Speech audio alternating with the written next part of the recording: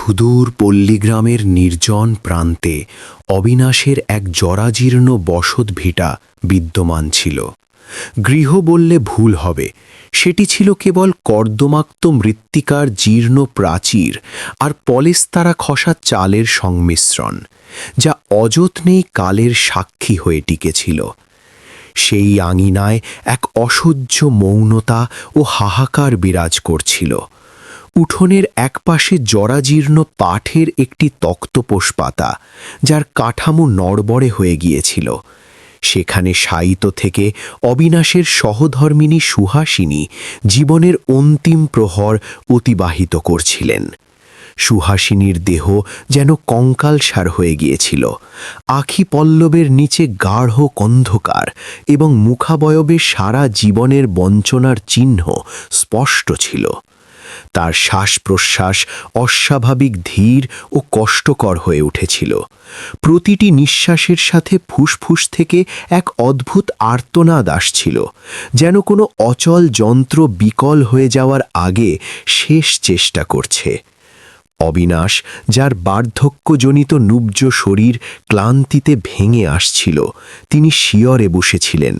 নিজের মলিন ও জীর্ণ বসন দিয়ে তিনি সুহাসিনীর ললাটের স্বেদবিন্দু মুছে দিচ্ছিলেন। তার নিজের নয়নদয় অশ্রুসিক্ত হলেও স্ত্রীর সম্মুখে নিজেকে সংযত রেখেছিলেন। সুহাসিনী অতি কষ্টে নেত্র উন্মোচন করলেন।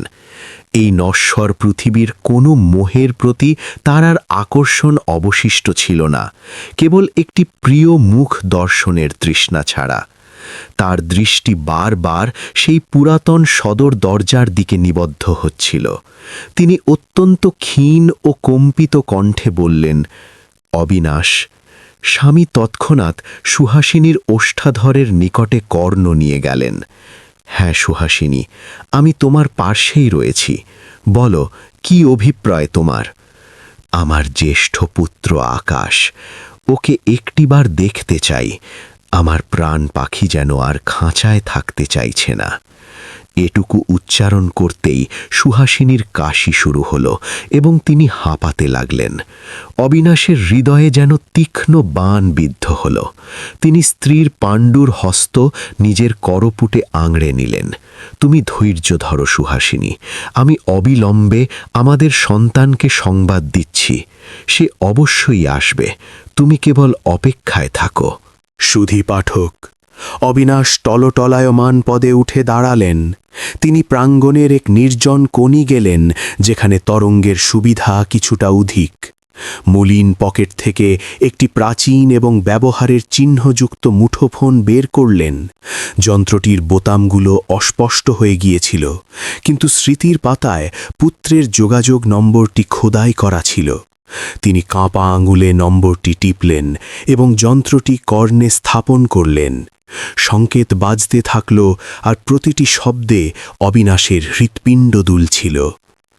গ্রামের সেই নিঃস্ব কুটির থেকে যোজন যোজন দূরে মহানগরীর এক সুউচ্চ অট্টালিকায় ভিন্ন এক বৈভবশালী জীবনধারা চলছিল। এটিই ছিল আকাশের নিজস্ব আবাস। কক্ষটি দামি সুগন্ধিতে আমোদিত এবং দেওয়ালে স্থিত বৃহৎ পর্দায় বিলেতি সুর মূর্ছনা ছড়াচ্ছিল। আকাশ এখন আর পল্লীগ্রামের সেই বালক নয়, বরং কর্পোরেট জগতের একজন প্রতাপশালী উচ্চপদস্থ আধিকারিক। সে দর্পণের সম্মুখে দাঁড়িয়ে নিজের বহুমূল্যবান পোশাক পরিপাটি করছিল। অদূরে পর্যটনের সরঞ্জাম গুছিয়ে নিচ্ছিল তার বান্ধবী তানিয়া। তারা এক দীর্ঘ অবকাশ যাপনের জন্য প্রস্তুত হচ্ছিল, যা অনেক পূর্বেই নির্ধারিত ছিল।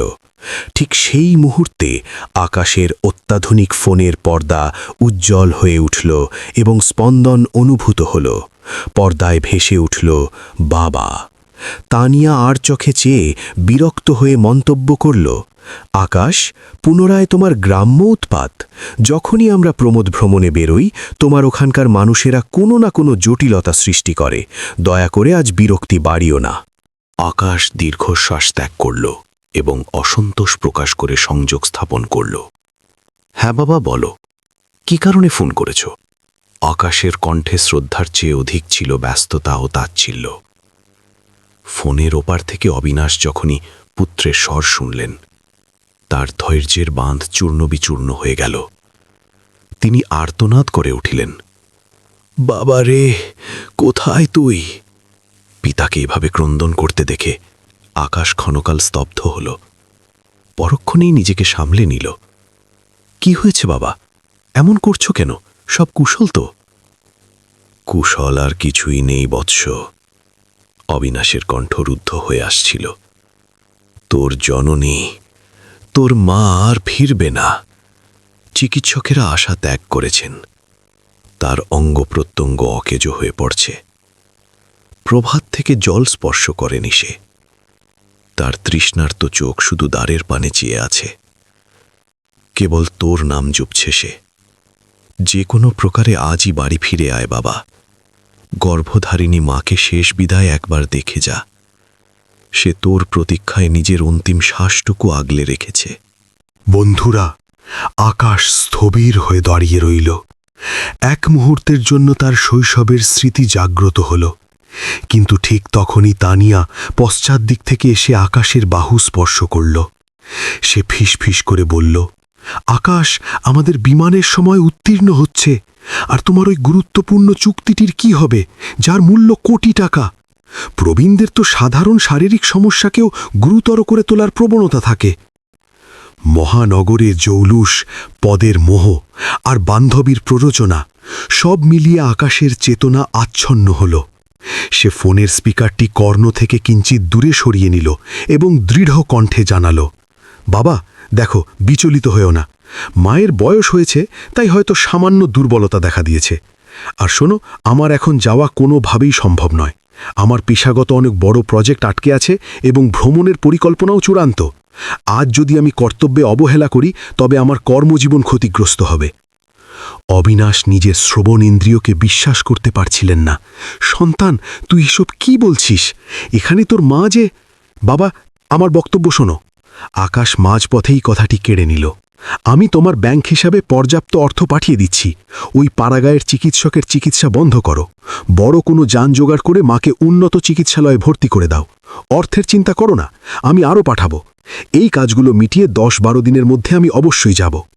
ঠিক আছে, আমার খুবই বিলম্ব হয়ে যাচ্ছে। বাবা, অর্থ চাই না রে। সে এখন চিকিৎসালয়ে যাওয়ার অবস্থায় নেই। সে শুধু তোকে... শ্রোতা বন্ধুরা, অবিনাশ নিজের বাক্যটি সম্পূর্ণ করার পূর্বেই সংযোগ বিচ্ছিন্ন হওয়ার শব্দ শুনতে পেলেন। আকাশ কথা শেষ না করেই লাইনটি কেটে দিয়েছিল। অবিনাশ পাষাণবৎ দাঁড়িয়ে রইলেন। তার হস্তচ্যুত হয়ে প্রাচীন ফোনটি ধূলিসাৎ হল। তার হৃদয়ে যেন সহস্র খঞ্জরের আঘাত লাগল। যে সন্তানকে তারা নিজেরা অনাহারে থেকে মানুষ করেছিলেন, আজ সেই সন্তানের কাছে গর্ভধারিণীর প্রয়াণ লগ্নে উপস্থিত হবার অবসর নেই। অবিনাশের নয়ন বাড়ি তার শুভ্র শ্মশ্রু প্লাবিত করতে লাগল। কিন্তু শোকার্ত হওয়ারও সময় তার ছিল না। গৃহকোণ থেকে সুহাসিনীর যন্ত্রণা কাতর গোঙানি আসছিল। তিনি মন্থর পদে আবার শয্যাপাশে আসীন হলেন। সুহাসিনীর শারীরিক অবস্থার প্রভূত অবনতি ঘটেছিল, কিন্তু স্বামীকে পুনরায় শিয়রে দেখে তার চোখে এক ক্ষীণ আশার আলো প্রজ্জ্বলিত হল। অবশিষ্ট সমস্ত শক্তি সঞ্চয় করে তিনি অবিনাশের প্রতি চাইলেন। কোনো বাক্য উচ্চারিত হল না, কিন্তু তার চোখের চাহনিতে কেবল একটিই প্রশ্ন ছিল, আমার দুলাল কি ফিরে আসছে? অবিনাশ সেই করুণ ও আশাবাদী চোখের পানে তাকালেন। তিনি উপলব্ধি করলেন, যদি এই মুহূর্তে কঠোর সত্যটি প্রকাশ করেন যে পুত্র আসছে না, তবে সুহাসিনীর শেষ অবলম্বনটুকু ভেঙে যাবে এবং তিনি যন্ত্রণায় ছটফট করে এক্ষুনি মারা যাবেন। একজন আদর্শবান স্বামী ও পিতা হিসেবে সারা জীবন সততায় অতিবাহিত করার পর অবিনাশ জীবনের অন্তিম লগ্নে এক বিষম ধর্ম সংকটে নিপতিত হলেন। বন্ধুরা, অবিনাশ স্ত্রীর কম্পিত হস্তদ্বয় আপন হাতের আশ্রয় নিলেন। চোখের বাড়ি সংবহন করে মুখে এক কৃত্রিম প্রশান্তি আনলেন এবং যথাসম্ভব স্বাভাবিক স্বরে উত্তর দিলেন। তিনি সুহাসিনীর নেত্রদয়ে চোখ রেখে জীবনের সবচেয়ে নিদারুণ ও মর্মী মিথ্যাটি উচ্চারণ করলেন। হ্যাঁ সুহাসিনী, হ্যাঁ প্রিয়ে, আমাদের খোকার সাথে কথা হয়েছে। অবিনাশ ওষ্ঠে এক ম্লান হাসি ফুটিয়ে বললেন, সে তোর অসুস্থতার সংবাদে অত্যন্ত বিচলিত। সব কর্ম ফেলে সে রওনা হয়েছে, দ্রুত গতিতে মোটরযানে করে আসছে। এই তো পৌঁছে যাবে আমাদের আদরের আকাশ। এই অসত্য ভাষণটি অবিনাশের কাছে নিজের হৃৎপিণ্ড উপড়ে ফেলার মতো যন্ত্রণাদায়ক ছিল, কিন্তু এই মিথ্যার প্রভাব হল জাদুকরী। যে সুহাসিনী যন্ত্রণায় ছটফট করছিলেন, তার স্বামীর এই মিথ্যা আশ্বাসে তার অস্থিরতা নিমিষেই অন্তর্হিত হল। তার পাষাণবৎ নেত্রদ্বয় পুনর্জীবিত হল। তিনি একটি প্রশান্ত দীর্ঘশ্বাস নিলেন এবং দৃষ্টি অবিনাশের মুখ থেকে সরিয়ে চিরস্থায়ীভাবে সেই সদর দরজায় নিবদ্ধ করলেন, যে পথ বেয়ে তার সন্তান আসবে। সুহাসিনী যেন মনে মনে প্রতিজ্ঞা করলেন, যতক্ষণ না তার নারী ছেঁড়া ধন সেই দ্বার দিয়ে প্রবেশ করবে, ততক্ষণ তিনি মৃত্যুর পরোয়ানা গ্রহণ করবেন না। এক চিরন্তন অপেক্ষার সূচনা হল এবং এক অসহায় পতির সেই দহনকাল শুরু হল, যা পরবর্তী 2 অহরাত্রব্যাপী প্রলম্বিত হয়েছিল। সুধীমণ্ডলী, অবিনাশের সেই একটি মিথ্যা সুহাসিনীর নিস্তেজ শরীরে এমন এক জীবনী শক্তি সঞ্চার করেছিল, যা মরণোন্মুখ প্রদীপকেও নিভতে দিচ্ছিল না। সেই কুটিরে সময় যেন নিথর হয়ে গিয়েছিল। প্রতিটি ক্ষণ এক মহাকালের মতো অনুভূত হচ্ছিল। সুহাসিনী যেন পলক ফেলা বিস্মৃত হয়েছিলেন। তার স্থির দৃষ্টি ছিল কেবল সেই প্রবেশ পথের পানে। শ্বাসবায়ু এক অদ্ভুত বাঁশির মতো ধ্বনিত হয়ে নির্গত হচ্ছিল, কিন্তু সেখানে মৃত্যুর বিভীষিকা নয়, বরং পুত্রের দর্শনের তীব্র আকিঞ্চন ছিল, যা সকল কষ্টকে তুচ্ছ করছিল। দিনমণি অস্তমিত হল। গোধূলির ছায়া উঠোনে ঘনীভূত হচ্ছিল। অবিনাশ সুহাসিনীর ওষ্ঠে কয়েক বিন্দু জল দিতে চাইলেন, কিন্তু সুহাসিনী মুখ ফিরিয়ে নিলেন। তিনি বহু কষ্টে মাথা নেড়ে ক্ষীণ স্বরে জানালেন, না, আকাশের হাত ছাড়া আমি জলস্পর্শ করব না। অবিনাশ ডুকরে কেঁদে উঠলেন। তিনি জানতেন, যার কোমল হস্তের শীতল পানীয়ের জন্য তার স্ত্রী অপেক্ষা করছেন, সেই সন্তান হয়তো এখন কোনো সুরম্য পার্বত্য অঞ্চলে বিলাসী আমোদ প্রমোদে মত্ত। সুধীগণ, নিশীথিনীর নিস্তব্ধতা গ্রামটিকে আচ্ছন্ন করল। সুহাসিনীর দশা ক্রমাগত শোচনীয় হচ্ছিল। শরীরের নিম্নভাগ পক্ষাঘাতগ্রস্তের ন্যায় অসাড় হয়ে পড়েছিল, কিন্তু চেতনা এবং দৃষ্টি কেবল দ্বারের দিকে। নৈশব্দে কোনো যানের শব্দ বা কোনো শব্দ হলেই সুহাসিনীর শরীর শিউরে উঠত। তিনি সমস্ত শক্তি প্রয়োগ করে জানালার ওপারে দেখার চেষ্টা করতেন এবং অবিনাশকে জিজ্ঞেস করতেন, দেখো তো, খোকা এলো কি? দ্বারের অর্গল খুলে রেখো, ওর অন্ধকারে আতঙ্ক হয়। অবিনাশ প্রতিবার বাইরে যেতেন, শূন্য পথটি দেখতেন, অশ্রু মার্জনা করে পুনরায় একটি নতুন অলিক সান্ত্বনা দিতেন। সে পথেই আছে সুহাসিনী, পথে হয়তো কোনো বিভ্রাট হয়েছে, এই তো এসে পড়বে। পরদিন প্রভাত হল। গ্রামের ভিষক এলেন। তিনি সুহাসিনী নাড়ি পরীক্ষা করে বিস্মিত হলেন। চিকিৎসা শাস্ত্রমতে তার প্রয়াণ গত রাতেই নিশ্চিত ছিল। অঙ্গ প্রত্যঙ্গ অচল হয়ে গিয়েছিল, অথচ জীবনী শক্তি টিকে ছিল।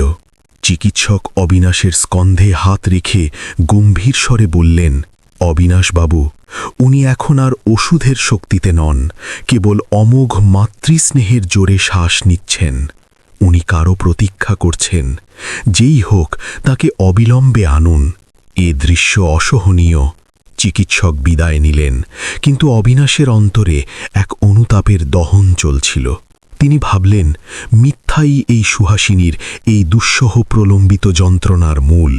তিনি যদি সত্য প্রকাশ করতেন যে আকাশ আসছে না, তবে হয়তো সুহাসিনী গতকালই শান্তিতে শেষ নিঃশ্বাস ত্যাগ করতেন। বন্ধুরা, দ্বিতীয় দিবসও গত হতে চলল। এখন সুহাসিনীর চোখের আলো প্রায় নির্বাপিত।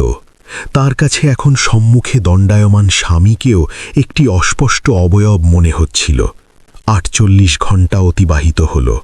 অন্ন জল ব্যতিলেকে কেবল এক ক্ষীণ আশার রশিতে প্রাণবায়ু আটকে ছিল। তখনই অপরাহ্নের অস্পষ্ট আলোয় সুহাসিনীর সেই ঝাপসা নয়নে এক অপার্থিব ঔজ্জ্বল্য দেখা দিল। তার মুখাবয়ব যা যন্ত্রণায় কুঁচকে ছিল, হঠাৎ এক স্বর্গীয় শান্তিতে উদ্ভাসিত হল। মৃত্যুর অব্যবহিত পূর্বে যে মতিভ্রম ঘটে, তার ক্ষেত্রেও তাই হল। সুহাসিনীর মনে হল দরজায় এক চেনা ছায়া এসে দাঁড়িয়েছে। তার উপলব্ধি হল যে তার আকাশ, তার প্রাণপ্রিয় সন্তান এসে গেছে। তার শুষ্ক ওষ্ঠে এক অনিন্দ সুন্দর এবং তৃপ্তিময় হাসি ফুটে উঠল। তিনি তার বিবর্ণ হস্ত দুটি শূন্যে উত্তোলিত করলেন, যেন তিনি পুত্রের ললাটে আশীর্বাদের পরশ দিতে চান। এসেছিস বাবা, আমার সোনা মানিক এসে গেছে। শূন্যে প্রসারিত সেই হাত হঠাৎ নিষ্প্রাণ হয়ে বিছানায় আছড়ে করল। সুহাসিনীর নেত্রোদ্বয় উন্মুক্তই রইল, যার দৃষ্টিতে তখনও সেই দরজাটি ধরা ছিল, এবং সেই প্রশান্ত স্মিতদাস্যের সাথে তার আত্মা চিরদিনের জন্য সেই জীর্ণ খাঁচা থেকে মুক্তি পেল। সেই দীর্ঘ অপেক্ষার অন্ত ঘটল এক জননীর মোহাচ্ছন্ন ভ্রমের মাধ্যমে। অবিনাশ এক আকাশভেদী আর্তনাদ করে উঠলেন, যা সেই কুঁড়ে ঘরের দেওয়ালে প্রতিধ্বনিত হয়ে সমগ্র পল্লীতে ছড়িয়ে পড়ল। 10 দিন অতিবাহিত হয়েছে। গ্রামের সেই চত্বরে যেখানে সুহাসিনীর শয্যা ছিল, সেখানে এখন একটি মৃন্ময়ী বেদী নির্মিত হয়েছে। দেওয়ালে সুহাসিনীর এক প্রাচীন আলোকচিত্র বিরাজমান, যার চারধারে শুষ্ক মাল্য ঝুলছে। সুধী পাঠক, মধ্যাহ্নের তপ্ত সময় গ্রামের ধূলিময় পথে এক শ্বেত শুভ্র চকচকে 4 চাকা যান এসে থামল। দ্বার উন্মুক্ত করে আকাশ অবতরণ করল। পরিধানে পরিপাটি পোশাক এবং নয়নে অন্ধকারাচ্ছন্ন চশমা। পার্বত্য ভ্রমণের আমোদ শেষে কর্মব্যস্ততা সেরে তার মনে পড়ল যে জন্মস্থানে একবার ঘুরে যাওয়া প্রয়োজন। আকাশ চশমা সরিয়ে নিজের পৈতৃক ভিটায় প্রবেশ করল। সে ভেবেছিল জননী হয়তো চিকিৎসালয়ে থাকবেন। সে যাবে, কিছু অর্থ দেবে এবং পুনরায় ফিরে যাবে। কিন্তু যেই তার দৃষ্টি দেওয়ালে রক্ষিত সেই মাল্যভূষিত চিত্র এবং চারপাশের নিস্তব্ধতায় নিপতিত হল, তার হৃৎস্পন্দন স্থবির হয়ে গেল। অবিনাশ আঙিনার এক কোণে স্তব্ধ হয়ে বসেছিলেন। তার শস্যবর্ধিত, নয়ন কোটরাগত এবং অবয়ব সম্পূর্ণ ভাবলেশহীন, এক গভীর শূন্যতা। আকাশের বুক কেঁপে উঠল। সে দ্রুত পিতার চরণে উপনীত হয়ে হাঁটু গেড়ে বসে পড়ল। নয়ন থেকে অশ্রু বিগলিত হল। বাবা, বাবা, এসব কি দেখছি? মা কোথায়? এই ছবি কেন? আকাশ ক্রন্দনরত অবস্থায় পিতার স্কন্ধ স্পর্শ করতে চাইল, কিন্তু অবিনাশ এক নিমিষে সেই হাত সরিয়ে দিলেন। তিনি ধীরে ধীরে উঠে দাঁড়ালেন। তার মুখাবয়বে কোনো ক্রোধ বা সন্তাপ ছিল না, ছিল কেবল এক নিদারুণ নির্লিপ্ততা। তিনি পুত্রকে আপাদ মস্তক নিরীক্ষণ করলেন এবং এক হিমশীতল স্বরে বললেন, আপনি কে মহাদয়, এবং আমার অনুমতি ব্যতি রেখে গৃহে কেন প্রবেশ করেছেন? আকাশ বিমূঢ় হল। বাবা, এ কেমন কথা বলছ? আমি তোমার আকাশ, তোমার সন্তান। মা কোথায় বাবা? অবিনাশ পশ্চাৎপদ হলেন। হস্ত উত্তোলন করে আকাশকে নিবৃত করে বললেন, বাক সংযম করুন ভদ্রলোক। আমি আপনাকে চিনি না এবং আমার অর্ধাঙ্গিনীর কোনো সন্তান নেই। আমার যে পুত্র ছিল সে তো সেদিনই কালগ্রাসে পতিত হয়েছে, যেদিন আমি তাকে আরতি জানিয়েছিলাম এবং সে মায়ের অন্তিম শয্যার চেয়ে নগরীর ব্যস্ততাকে প্রাধান্য দিয়েছিল। আপনি আমার পুত্র নন। বন্ধুরা, আকাশ ডুকরে কেঁদে উঠল। আমাকে মার্জনা করো বাবা, আমি অনুধাবন করতে পারিনি যে মায়ের দশা এতই সংকটজনক। আমি জাগতিক কাজে নিবিষ্ট ছিলাম। আমার মনে হয়েছিল তুমি পরিস্থিতি বাড়িয়ে বলছ। আমি মহাপাপী বাবা, আমাকে একবার গর্ভধারিণীর চিতাভস্য স্পর্শ করতে দাও। আকাশ সেই বেদির দিকে অগ্রসর হতে চাইল, কিন্তু অবিনাশ মধ্যখানে প্রাচীরের মতো দণ্ডায়মান হলেন। আজ সেই বৃদ্ধ পিতার শরীরে না জানি কোথা থেকে এক আসুরিক শক্তির আবির্ভাব হল। তিনি পুত্রের কলার চেপে ধরে তাকে দূরে নিক্ষিপ্ত করলেন। সংক্রামিত করো না ওই পবিত্র ভূমিকে তোমার কলুষিত স্পর্শে। অবিনাশের কণ্ঠে এবার সেই আগ্নেয়গিরি ফেটে পড়ল, যা তিনি 10 দিন ধরে অন্তরে পোষণ করেছিলেন। তুমি কি জানো সে কিভাবে বিদায় নিল? অবিনাশের নয়ন থেকে শোকাগ্নি ঝরতে লাগল। যেদিন তুই প্রত্যাখ্যান করেছিলি, আমি এসে তোর মাকে মিথ্যে বলেছিলাম যে তুই ফিরছিস। আমার সেই একটি মিথ্যে আশ্বাস শুনে তোর মা মৃত্যুকেও চৌকাঠে বেঁধে রেখেছিল। আকাশের শ্বাসরুদ্ধ হওয়ার উপক্রম হল। অবিনাশ গুমড়ে উঠে বললেন, একটানা 2 দিবাস ও রজনী ওই নারী এক বিন্দু সলিল গ্রহণ না করে কেবল ওই প্রবেশপথের দিকে স্থির দৃষ্টিতে চেয়েছিল। তার দম বন্ধ হয়ে আসছিল, দেহ অসাড় হয়েছিল, কিন্তু সে যমের সাথে সংগ্রাম করছিল কেবল তোর দর্শনের তৃষ্ণায়। পথে সামান্য শব্দ হলেও সে হাঁপাতে হাঁপাতে শুধত, আমার মানিক কি এলো? সে আমার হাতেও জল পান করেনি, বলতো ছেলের হাত থেকেই তৃষ্ণা মেটাবে। আকাশ ভূমিতে লুটিয়ে পড়ল। সে আপন কেশ উৎপাদন করতে লাগল। তার মানসপটে সেই দৃশ্য ভেসে উঠল যখন সে তার প্রিয়ার সাথে ভ্রমণে মত্ত ছিল। আর এখানে তার মা প্রতিটি নিঃশ্বাসের জন্য করুণা ভিক্ষা করছিলেন। যখন অন্তিম লগ্ন উপস্থিত, অবিনাশের স্বর কাঁপতে লাগল, তখন তার দৃষ্টির জ্যোতি হারিয়ে গিয়েছিল। যন্ত্রণায় তিনি দিকভ্রান্ত ছিলেন। হঠাৎ তিনি কোনো এক ছায়া দেখতে পেলেন। তার ভ্রম হল তুই এসেছিস। তার মুখে এমন এক তৃপ্তি ফুটে উঠল যা দীর্ঘকাল দেখিনি। তিনি হস্ত প্রসারিত করলেন তোকে স্পর্শ করতে, এবং আমার মানিক এসে গেছে বলতে বলতে প্রাণবায়ু ত্যাগ করলেন। আকাশের কণ্ঠ হতে এক তীক্ষ্ণ চিৎকার নির্গত হল, মা! সে ধুলিতে মাথা কুটে ক্রন্দন করতে লাগল। তার সকল ঐশ্বর্য, সকল বিলাসিতা, সকল সামাজিক মর্যাদা আজ সেই জীর্ণ আঙিনায় ভস্মীভূত হল। আমাকে বিনাশ করো বাবা, আমি জীবিত থাকার অযোগ্য। আমি নিজের জননীকে তিল তিল করে হত্যার দিকে ঠেলে দিয়েছি। আমাকে মার্জনা করো বাবা। আকাশ অবিনাশের পাদযুগল জড়িয়ে ধরল, কিন্তু অবিনাশ যেন প্রস্তরের মূর্তি। তিনি নিশ্চল রইলেন, ধীরে ধীরে পা সরিয়ে নিলেন। ক্ষমা তো ঈশ্বর দেন বাবুজি, আমি কেবল এক হতভাগা স্বামী যে স্বহস্তে স্ত্রীর শেষকৃত্য সম্পন্ন করেছে, কোনো সন্তানের কাঁধ ছাড়া। অবিনাশ দ্বারের দিকে ইঙ্গিত করলেন, প্রস্থান করুন এখান থেকে। আপনার মা তো 2 দিন দ্বারের দিকে চেয়েছিলেন, কিন্তু আজকের পর এই গৃহের দ্বার আপনার জন্য চিরতরে রুদ্ধ। আপনার মায়ের সেই অন্তিম ভ্রমটি ছিল, আমার সন্তান আপনি নন, বিদায় হন। আকাশ ক্রন্দন করতে থাকল, প্রার্থনা করল, কিন্তু অবিনাশ বিমুখ হয়ে নিজের অন্ধকার প্রকোষ্ঠে ঢুকে অর্গল বন্ধ করলেন। আকাশ সেই আঙিনায় একাকী পড়ে রইল।